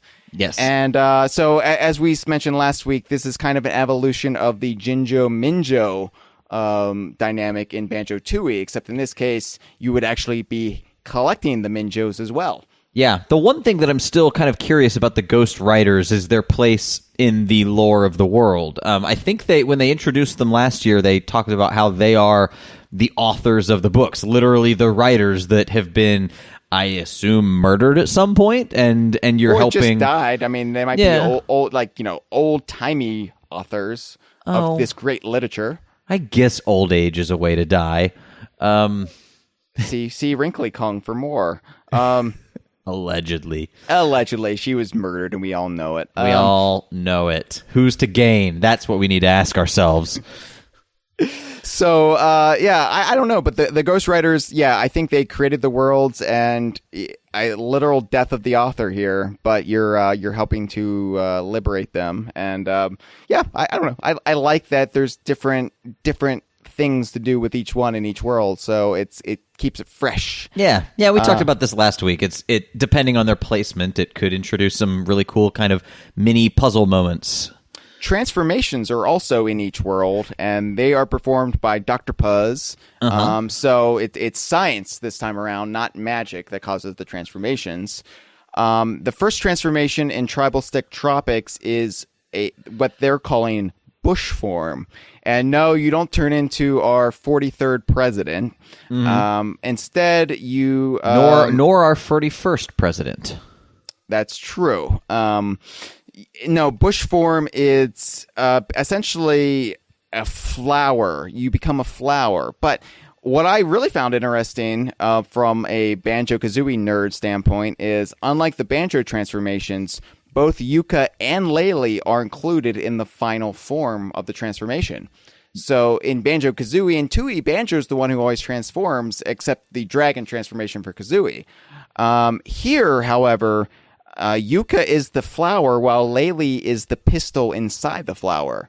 Yeah, and that it makes me wonder, just in the reality of the game itself, is this an extremely painful transition? Like, is this basically Yooka and Laylee turning into a Brundlefly temporarily? Yeah, are both of their consciousness inside this transformation? Are they sharing a body, or is Laylee subservient to Yooka, who's actually doing the movements, or are they creating a new entity altogether? Like this raises a lot of philosophical questions that I expect Andy Robinson and the rest of the team to answer for us ASAP. This is clearly the burning issue that our fan base wants to know about. Well, this is what I want to know this. I want to know this because I care about the lore of this world, and I've always found it interesting that Kazooie has to stay in the backpack when Banjo transforms, and you never see her. So in this case, they're giving him more agency for both characters, but that raises just further questions, it turns out. Yeah, you've tried to make your characters visually interesting, and you've shot yourselves in the foot, Platonic. Also, it should be pointed out that, and I think we also touched upon this last week, but this is from the Edge article, so we're just getting through it. Rextrosity 64 is Jaguar Sega CD. I think that's it, yeah. Yeah. His arcade games can be accessed through the main menu when you unlock them. And there's eight arcade games to unlock in the game via the tokens you collect. Okay, but it's still ambiguous whether or not arcade just means that you access them via Rextro's arcade, or whether... yeah, I'm giving it up. Wait, no, but the X is silent. It's retro, right? That's true. Yeah, Retro's arcade. Even when you try to do it, you still bungle the name. Oh, no. Or whether they are actually arcade-inspired, self-contained minigames. We still don't know that yet, but it's nice that you don't have to, trudge all the way over to wherever Retro's... Retro? Really? Retro? We're not saying Rextro? It's silent, right? That's what Andy Did he clarify? Oh, I don't remember that part. I thought he just said it's an easy name to get. Stop being an asshole. Oh, well. Which we admittedly were being assholes. But we're still being assholes about it, so we don't learn our lesson, do we? No, we really don't. No, I think it's nice that you can access them once you unlock them. Although it'd be cool if it's sort of like. I guess Banjo-Kazooie is a decent example of it, where you go to different parts of Banjo's house, but I was thinking something a little more extreme, like the Star Fox Adventures menu screen, where you go all over the Great Fox. Yeah. It would be neat if, like, one of the corners of the menu, if they do it that way, is Rextro's arcade. Well, since the N64 era, Rare and the people behind Yooka-Laylee have never made boring menus. So yeah. I'm expecting to be very visually dynamic. So we'll see. Before we get to the last nugget of news from the Edge article that I really want to discuss, let's take our last call. Okay. I think this is one in two parts. Oh. Hello. This is Brick. You may remember me as the guy who called about the 5DS way back in the New Year's episode. Oh, yeah. You may also remember me as the guy who called about your girlfriend and whether or not they support your hobbies. Oh, By the way, chat, you were right. It was that episode of The Twilight Zone. You guys probably don't remember. With the glasses. Yeah. Anyway, I was calling with both a comment and a question. In your most recent episode of Kongversation, you did talk about how the fans' views of Yooka-Laylee and what Platonic is trying to say with their story, how that may be toxic. Or actually, you did say it's toxic and how damaging it was. But I don't think of it as toxic.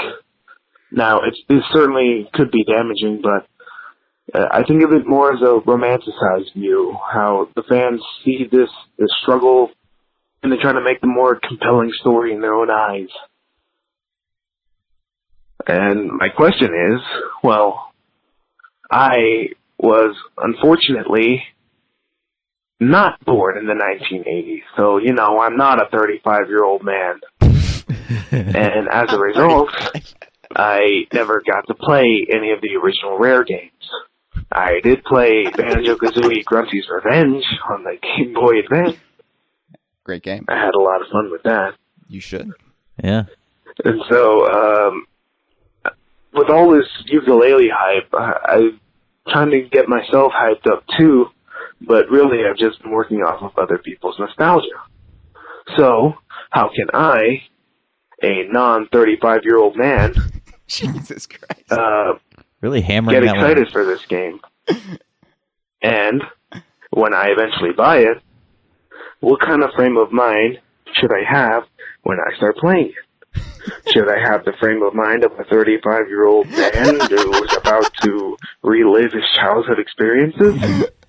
Or should I try to have the mindset of a child about to have wonderful new experiences? Or should I have a more critical view of the game and whether or not it stands up by today's standards? Goodbye. Thank you. So long. So there's actually an addendum to that call, but real quick. Okay. I think real quick, we're not 35. I'm 32. Chad is approaching 31. I'm 31 in like 3 weeks. Yeah. Yeah. So, not 35. Not there's anything wrong with being 35. It is possible to have been born in the 80s and not be 35. Yeah, you don't they don't ship you off to the old folks home when you turn 35, as far as I'm aware. I wish I was that close to retirement. Oh, I know. Not that we're going to collect any Social Security. Thanks. Who do we thank for that? Baby Obama. boomers. Baby boomers. Okay, thanks, people born in the 60s and 50s, late 40s. Yeah, I think late 40s is really when it started. Yeah, it's post-World. World War II. Boom, baby boomers. Yeah, Hiroshima wasn't the only thing booming. Oh, hey, wow, that was incredibly insensitive. I know. Why? What's wrong with me? Why would you do that? I'm just a little pissed off that he called us 35. Okay, as to the idea of the storyline, if it is intentional, which we know it's not, romanticized, I really want to underscore that this is not the fan's story to tell or to ascribe any meaning to. This is something that happened to people, very talented, passionate people, that are still working on both sides of the Rare Platonic divide, people who are working in Microsoft, out of the industry. It was real people that went through this, and to try and twist the narrative in whatever way for some sort of for any purpose, really, I think is misguided, and it's not anyone's place to do. What happened, and it's not something that really needs to be reappropriated in any form. And I just want to clarify, we are also not trying to we're not trying to paint a rosy picture of that whole era. It did suck sometimes as a fan on the outside, and I'm sure it sucked, for people on the inside. We weren't there though, so I think our biggest sticking point with the narrative that some people are trying to take is there are so many talented people at Rare right now. People who have never left, people who have just started, and it's not fair to them to sell them short because it's an easy narrative.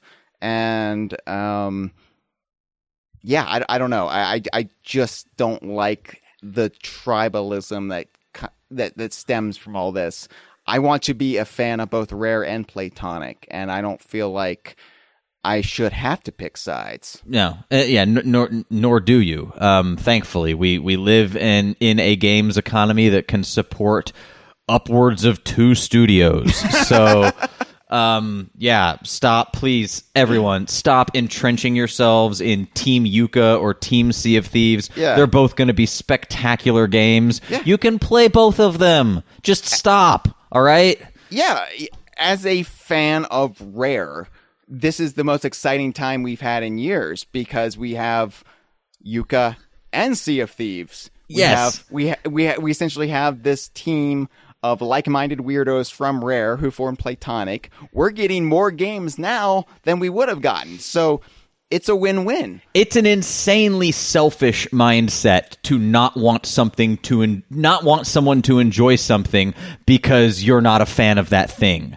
It's live and let live. If someone loves Sea of Thieves and is not too fond of Yooka-Laylee, that doesn't make them a bad fan. That doesn't mean that they need to be berated on social media. It's a really unfortunate sense of entitlement that I think gaming fandom at large has, and it's something that I think is unfortunately emblematic of the loudest elements of the Platonic fan base, and I feel like we kind of have an imperative to try and disabuse people of that. It's toxic. I know you may have taken exception with us phrasing it that way, but it really is. It's not something that should or needs to be romanticized. It's the furthest thing from romantic in the world. It's a really unfortunate thing that happened to a lot of really talented people.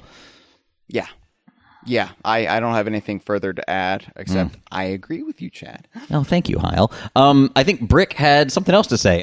Hello, this is Brick. I just thought I'd follow up on my call by adding something to my statement. I don't believe that fans are making all these stories or trying to blow up all these stories to more than what they probably are out of hate towards Rare. I believe they're doing this more out of love, and from this love, they feel the need to defend, or perhaps even attack, something that isn't necessarily needed to be attacked. Mm-hmm. Well, I just feel like you guys have a very negative opinion of Platonic's fan base, and I feel like that's a little mean of you. Just a little. Anyway, good night. By the way, Brick, no, you make a fantastic point. And we're not trying to paint Platonic's fan base with one brush. I think earlier I referred to them as some of the more vocal elements of it. We are part of the Platonic fan base. Right, yeah. For the record, I only have an anti-Nintendo bias. It's been well documented. I mean, yes, we are Platonic fans. We wouldn't be doing a second part of a Yooka-Laylee news episode if we weren't really looking forward to the game and really excited for it. But I think he zeroed in on something that is extremely accurate, and it's not something we've ever talked about really before on the show. Oh, okay, sure. It's and this could be a whole dedicated episode, and given the way my memory works, or rather does not, perhaps it was an entire episode we've done previously. But you've got more of a goldfish memory than I do. I do, yeah. I don't even. It's not even swimming around. You're the goldfish from the beginning of Banjo-Tooie that was inexplicably in their house before it blew up. That could not possibly be Royston because it got thrown off the barbecue. Right, the faux Royston, yeah. Roystonberry, yeah. Roystonberry, yeah. No, I think that the idea that the vitriol that we see slung at Rare is coming from a place of love, there's something to that, because I've felt that before, and I've even in my darkest moments have slung some of that mud, 5-6 years ago when I really felt hurt by what I thought was happening. But that was I can understand the impulse. You never slung it towards Rare, though. You slung it towards Microsoft in an ill-guided attempt at defending Rare, as did I. Yes, and it's a kind of it is a sort of it is kind of narcissistic to think that you are the person that needs to be the champion of these people. And because we are all relative outsiders to this process, to these fandoms, and how the hell are we supposed to know what actually happened and who is worthy of supporting? And honestly, knowing how companies work, there are so many complexities in the way that, there are budgetary concerns, there are inner political workings, there are just, wrong place, wrong time, right place, right time.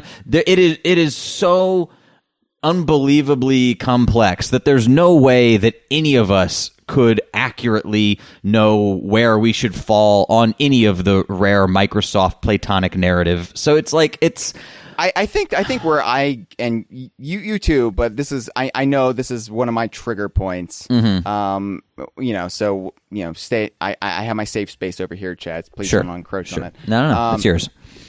It's when you get all the good ones at Rare left, right? All the Rare, all the good ones left to form Free Radical, all the good ones left in 2002, all the good ones left to form Platonic. It's so inherently unfair Greg Mayles is still at Rare. How the hell can you say all the good ones left? So that's where I get upset. And even so, there are videos online that bizarrely claim that that Greg Mayles stole all of Tim Stamper's brilliant characters like Banjo the Bear for his awful project Nuts and Bolts. I mean, the online narrative has gone so far off the rails in some places that, like, while we don't have all the information to know what did go down, we at least know a lot of what didn't go down, and that's the thing that I think we're trying to correct the record on.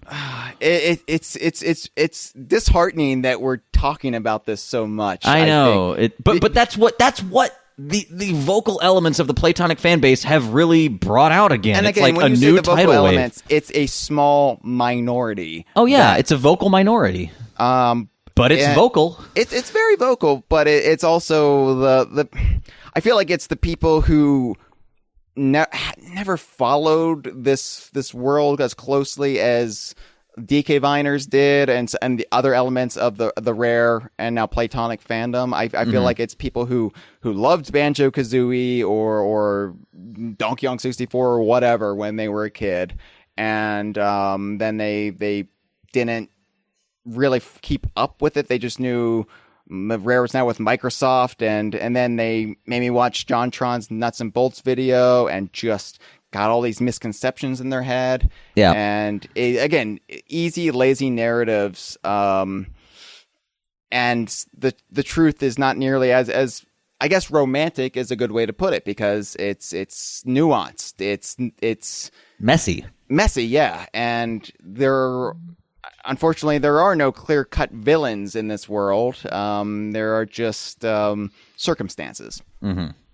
And it was a process that took a while for us to come around. If you go back and listen to some early conversations, there was the episode after some layoffs at Rare that I'm not necessarily proud of anymore, because I kind of went off on Microsoft, and I realized that was a folly now. But yeah, we felt the hurt, and so that's why I say, like, I understand it, but we are somewhat enlightened from that point of view. You really have to think about these events as happening to people and not companies. And that's the thing, man. That's the hardest thing, is there are real people with mortgages and families behind all of this. These are not multimillionaires. These are game developers that are very talented and just want to do the thing they're good at. The Stampers bought a castle, but the people who work at Rare don't all live in castles. Nor at the people at Platonic. They have a startup that has been very successful, fortunately for them so far, and I wish them nothing but further success. But yes, these are all people who are working hard to make their dreams come true and to make our dreams come true. And I feel like putting that human perspective on it definitely helped us get to the point where we are and our perspective. Yeah. But in fact, that's one of my favorite things, not to talk about Rare too much in a Yooka-Laylee episode, but Rare having relaunched its studio, and it's something that Platonic's done as well.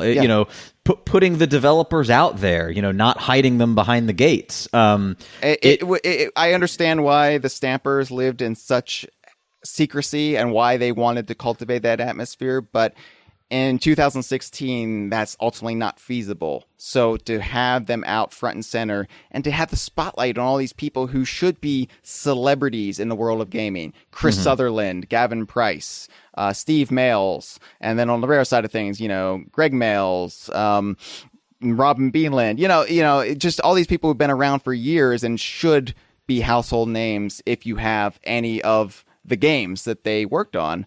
It's great to see. It's great to see them get the notoriety they so deserve. Yeah, and I hope that over time that will help people become less entrenched in the views that they might hold about the companies, because ultimately those views can have negative impacts on the people.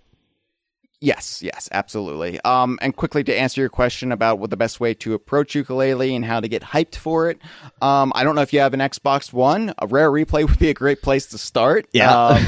I'm not trying to shill for Rare here, but yes, that's just a handy, cheap collection of a lot of their greatest hits. I hear there are 30 games in that Hall of Fame. Yeah.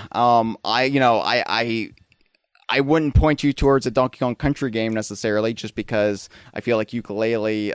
There's going to be references to the DKC games. Kartos is an obvious one, but I think the Banjo-Kazooie games are must-plays. How could they not be? Yeah, and if you do go the DKC route and you have a new 3DS, I highly recommend checking those out on the new 3DS from the eShop. They look really good on a tiny screen because when it's pixel perfect, the DKC games are beautiful. So, yeah, get in your mind carding that way if you can. And how to best approach it? Well, considering you don't have the nostalgia for these games that we do, I would just say go in with an open mind and don't think as a 35-year-old man. Let the childlike sensibilities overwhelm you and embrace it. That's the great thing about these games is they bring out the kid in anybody. I think that Brick is uniquely positioned to be kind of a control in a study. Like Brick, I want you to call us back, especially if you don't acquaint yourself with anything from Rare's history. Go in blind and play the game, and I want to know what someone thinks of a 3D platformer that came out in 2016, presumably. I don't know when it's going to come out, that has never played a 3D platformer in their life. That would be really interesting. That would actually, we would almost have to bring Brick on the show just to get his opinions then, because that would be just... Everybody's approaching this game as, we're going to be rekindle that old Banjo-Kazooie magic, but what if you've never experienced that? He's going to pull an Elijah Wood, and you have to press A to jump? This is like a baby's toy. Yeah, or like Elijah Wood in Lord of the Rings when he was a hobbit. Oh, man, we were really in trouble when you started that one. All right, real quick. All right, so I think this should be exciting for you, Chad, because this is a discussion we've had on the show. You are a Banjo-Tooie aficionado, and I've really come around to appreciate Banjo-Tooie. I think that's my favorite Banjo-Kazooie game now. Solid, yeah. And it was a journey to get there, though, because for the longest time we held Kazooie up in higher regard because we felt it was more compact. We felt it was just more elegant. Tooie was too sprawling and intimidating, but you have to kind of rewire your brain to play Tooie. It's not a linear experience. Yes, and the writing is so much better in Banjo-Tooie. Oh, it's hilarious. It's a hilarious game. Not to sell Kazooie short, but one of your concerns was you felt like Yooka-Laylee wasn't building off of what Tooie built. It was kind of reverting back to Banjo-Kazooie, which is more closed worlds. Wham bam, thank you, ma'am. Moving on. Yeah. Well, I wasn't worried that was happening because I didn't know. I was worried that it would happen just because we know that you go into these books. It was a safe assumption to make, though, because I think Kazooie is the one the majority of the population is nostalgic for. And Kazooie's a brilliant game. We're not selling that short in any way. We fucking love Banjo-Kazooie. How could we not?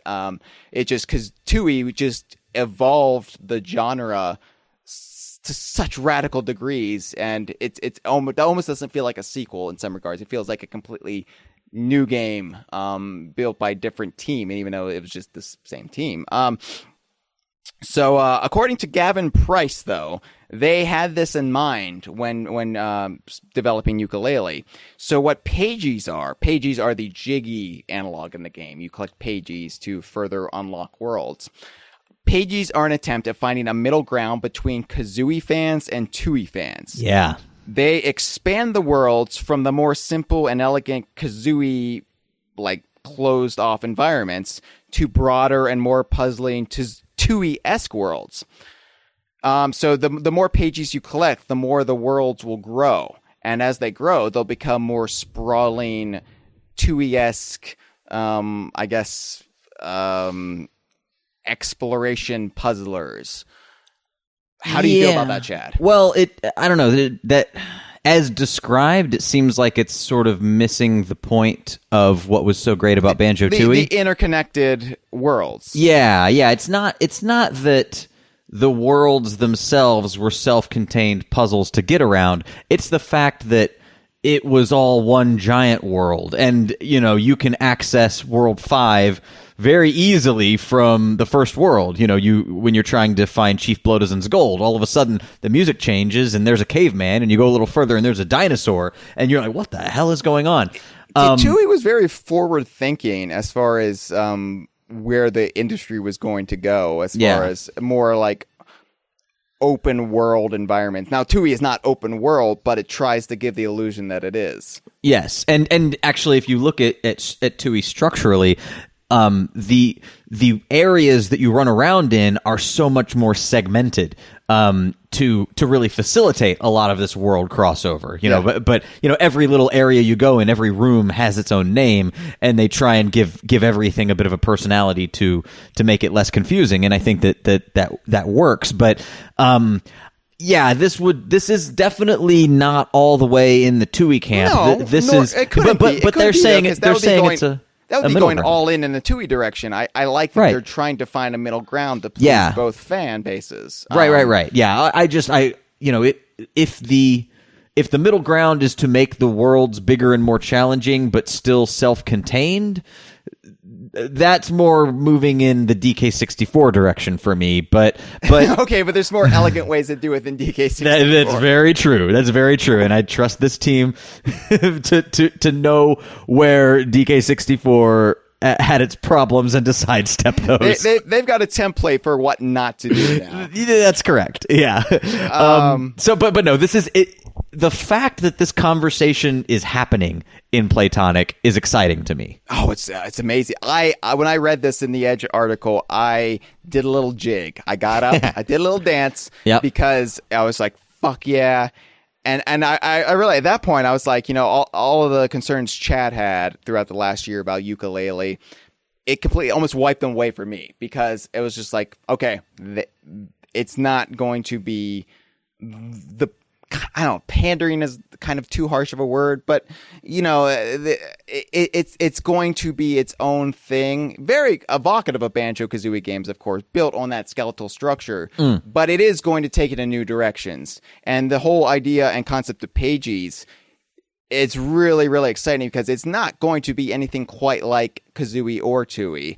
The fact that worlds will build and evolve the more pages you collect, or I guess you can cash in pages if you want to unlock further worlds and just play straight through, or you want to keep building the world you're on. Yeah, the precise structure is still a little up in the air as far as we know, but yeah.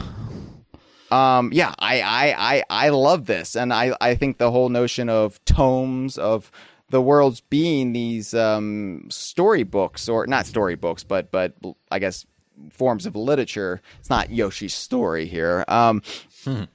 Yeah, I've never quite seen anything like this in the game, and I'm really excited to see how the worlds evolve and how they build on each other, and what a world looks like as you enter versus what a world looks like when you've put in as many pages as you can put into a world. This is the most exciting part of Yooka-Laylee for me right now. And, for all the hangups we have, or the people apparently have about the story and the great debates that go from there, I know that the game is going to be fucking fun as hell. Mm-hmm. And this is proof that they have, there's a lot of thought being put into it. And come on, I trust this team. I trust this team. And I am more excited for Yooka-Laylee now based off everything we know now about the pages than I think all the other reveals from Edge or Playtonic themselves. Wow, not Vendy?